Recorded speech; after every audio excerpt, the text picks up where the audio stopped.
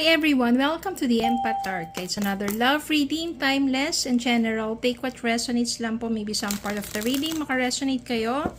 Some part of it hindi. Totally makaresonate na parang nanonood kayo ng kwento ninyo. Or hindi naman kaya dahil iba't ibang mga love energies, iba't ibang mga connections. Kaya tignan po natin kung ano ang mensahe sa atin. Especially itong natatapos na ang 2025 at haharapin na natin ang 2026. Ano kaya mangyayari sa inyong mga love life, no? Pero bago yon, tingnan natin yung mga messages and mga lessons in life and in love.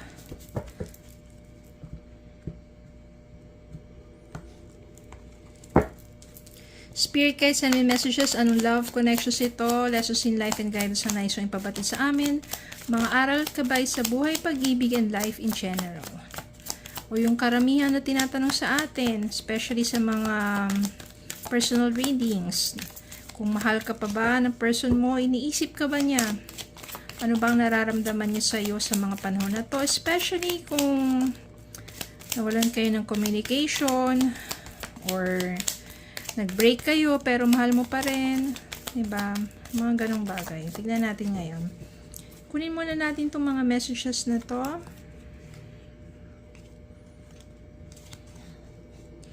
Seven of Swords. Page of Wands. The Lovers. The Hangman. Death. Ito yung Death. And Five of Wands. Meron din ditong Ten of Pentacles. Kuha pa tayo ng dalawa. Bottom of the deck. Knight of Pentacles. And dito naman ay King of Cups. Ito hindi naging maganda ang mga kaganapan. Pero merong magandang kahihinatnan din. Or sabihin na natin, no? Kasi meron ditong Seven of Swords at meron ditong Five of Wands. Ibig sabihin, maaari kasi yung person mo o isa sa inyo, yan, may mga itinagong mga katotohanan, pagsisinungaling, pagbibitray, or sabihin na natin na cheating. At yun na nagdulot ng matinding conflict o pag-aaway, pagtatalo at hindi magandang pangyayari sa inyong connections o sa inyong relationship. Kung saan, yun yung naging dahilan, no, parang, I can sense here na nagkahiwalay kayong dalawa. The Hangman. Yung Hangman naman dito, is, yung time na magkalayo kayong dalawa. No, parang walang movement. Pareho kayong nakahang. Walang mga reaching out. Walang chat, walang calls, diba? Para talagang tahimik, nakahang lang, ibig sabihin walang movement, no? It's time for reflections, it's time for self-evaluation, it's time for, sabihin natin, yung kailangan mong ma-release yung mga, kung ano man yung mga nasa isip mo, yung damdamin mo, lahat-lahat ng yan. It's time for, sabihin natin na, yung iba, letting go. No, letting go. Pero yung iba naman dito is more of contemplation. Ibig sabihin yan is, iniisip mo na yung mga nangyayari sa buhay niya, nangyayari sa relationship, diba? At the same time, kung ano ba yung mga dapat gawin at hindi dapat gawin. Maybe realizing yung mga learnings from mistakes. Kung ito yung person mo, ito yung time para sa kanya mag-isip-isip sa mga pagkakamali niya. Pero wala pang ginagawa. Hindi pa siya nag-reach out sa'yo. At maaari kasing ito yung mga panahon ng realization, ganyan. At kapag natapos na yung kanyang pagiging hangman, it's time for this person for a transformation. Sabihin naman, once a cheater, always a cheater. Kapag nagsinungaling na, niloko na niya ako, hindi na magbabago yan.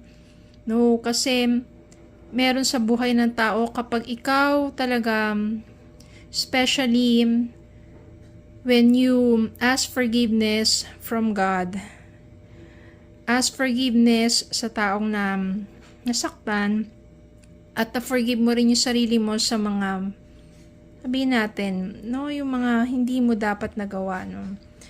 And dumarating talaga yung transformation, dumarating talaga sa buhay ng tao yung tunay na pagbabago.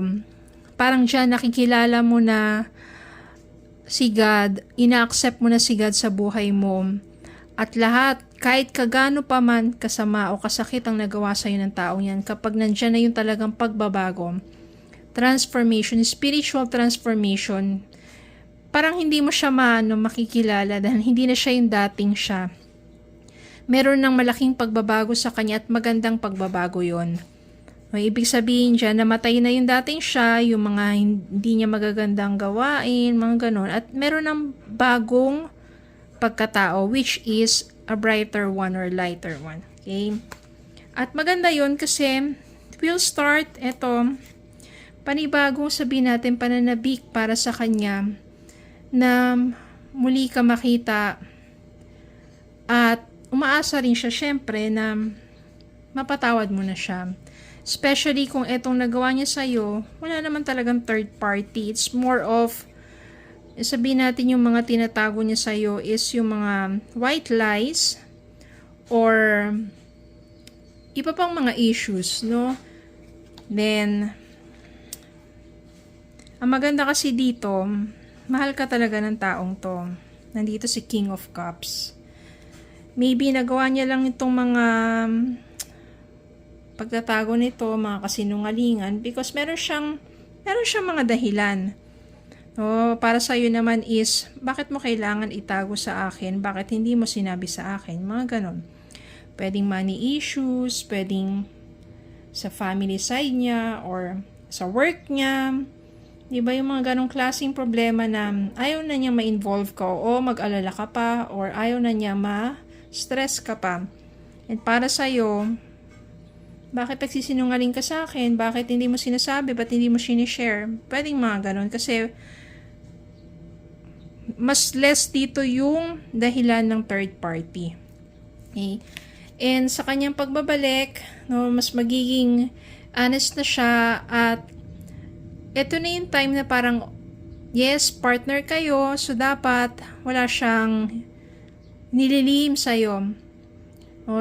Na-realize na niya maybe na partner kayo, kaya dapat nandun yung tiwala, ano man yan, masaya o malungkot, no, nakaka-stress man o hindi, is, nandito yung Knight of Pentacles is for stability. This is a second chance and for stable, more stable na connection in a relationship.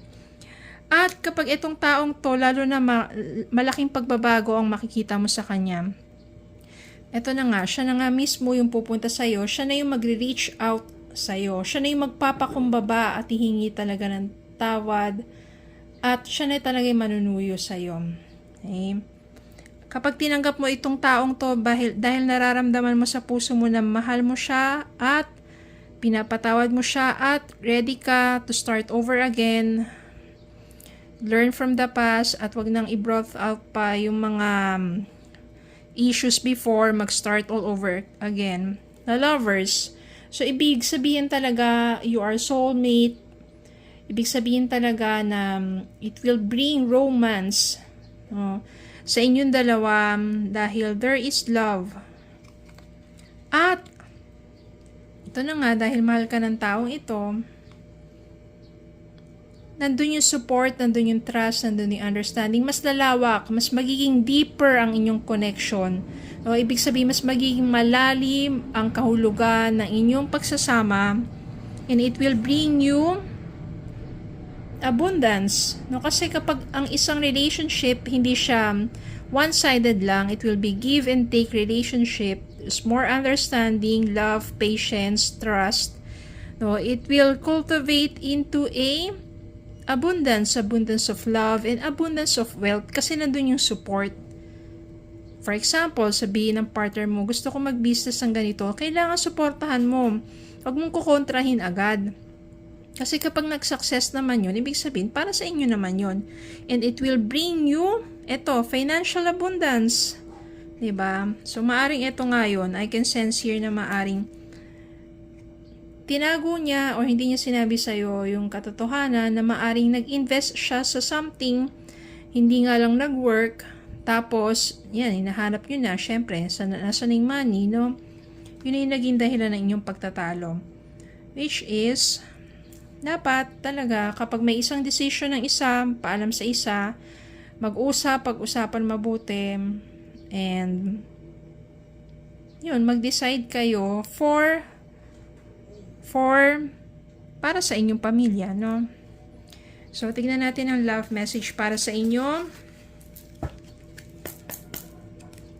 So, ito mga lessons to, especially sa mga mag-partner, mutual understanding, communication, and trust.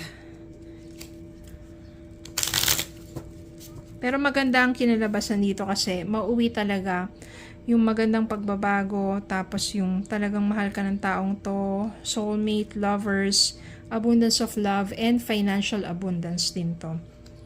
No? So talagang lalago ang inyong pagsasama at lalago rin ang inyong kabuhayan kasi there is support. Ito, be honest. Heart-to-heart conversations are necessary. It is safe for you to talk about your feelings. Yan, so be honest sa inyong mga nararamdaman, iniisip, decisions in life, or any thoughts or feelings. Be honest, no? Para mas maging maayos ang inyong pagsasama.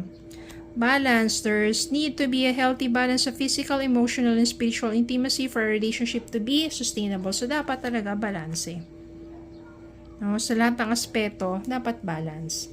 Okay, so yun lang po. Maraming salamat po for watching. Please don't forget to like, share, comment, subscribe, follow me on Facebook and YouTube. Have a good day po and God bless.